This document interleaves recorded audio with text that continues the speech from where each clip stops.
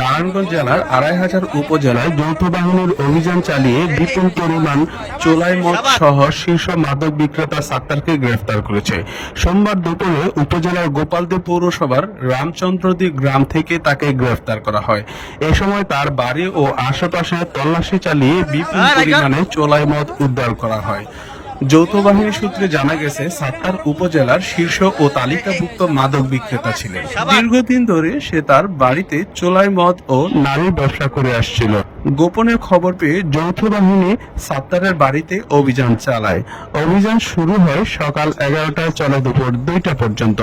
অভিযানের সময় দীর্ঘ সময় ধরে তল্লাশি করে মাটির নিচ থেকে 3টি ড্রাম ও 40 বোতলে রাখা 4 মণ চোলাই মদ উদ্ধার করে। আড়াইহাজার থানার ওসি খন্দকার নাসির উদ্দিন জানান, এই ব্যাপারে মাদক আইনে একটি মামলা দায়ের করা হয়েছে।